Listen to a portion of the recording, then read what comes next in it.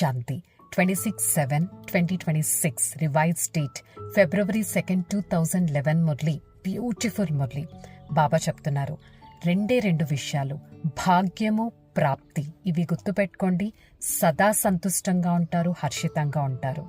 దృష్టి, వృత్తి, ప్రవృత్తిలో సంతుష్టత అనేది ప్రతి ఒక్కరికి అనుభవం చేయించాలి.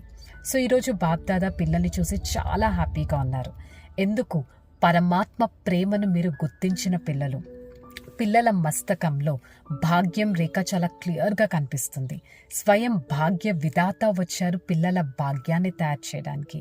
మరి పిల్లల భాగ్యం ఏ విధంగా కనిపిస్తుందంటే, మస్తకంలో మొదట ఈ నక్షత్రం ఎంతో మెరుస్తూ ఉన్న భాగ్యం కనిపిస్తుంది.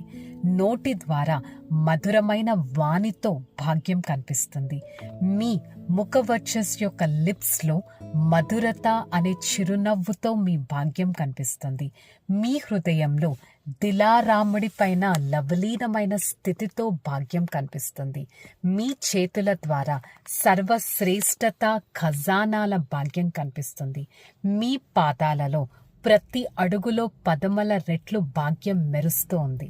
సో ఒక్కసారి ఆలోచించండి, మీ అంత భాగ్యవంతులు ఇంకెవరన్నా ఉంటారా?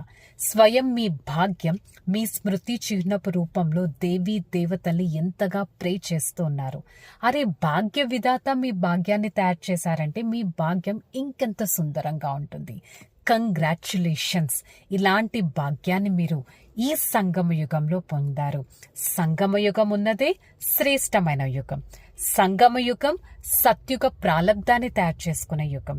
సంగమ యుగం ప్రాప్తులను తయారు చేసుకునే యుగం.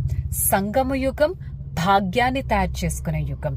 ఏం జరిగినా కదా వాహ్ మేరా భాగ్య వాహ్ అనే ఒక స్లోగన్ ఎప్పుడు మిస్ అవ్వకండి. స్వయం భాగ్య విధాత మన భాగ్యాన్ని తయారు చేశారు. సో ఒక్కసారి చెక్ చేసుకోండి, నేను ఆత్మ ఇంతటి భాగ్యవంతుడని నాకు సదా గుర్తుంటుందా? సదా నశ ఉంటుందా? స్వయం పొందాల్సిందంతా నేను పొందేశాను, ఇంకా పొందడానికంటూ ఏది లేదు అనేది గుర్తుంటుందా? అప్రాప్తి అనేది నా లైఫ్లో లేదు అనేది గుర్తుంటుందా? సదా నాకే ఇంతటి భాగ్యం లభించింది, మరి నేను ఎంత హర్షితంగా ఉండాలి? నా దృష్టి, వృత్తి, ప్రవృత్తితో స్వయం సంతుష్టంగా ఉండాలి. ఇతరులను నేను సంతుష్టంగా చేస్తున్నానా? సంతుష్టత నా లైఫ్లో ఉందంటే సర్వ ప్రాప్తులు ఉన్నట్టు. అప్రాప్తి అనేది ఏదైనా ఉంటే అసంతుష్టంగా నేను అయిపోయినట్టు. చెక్ చేసుకోవాలి, అంతటి సంతుష్టమైన ఆత్మగా నేను ఉన్నానా?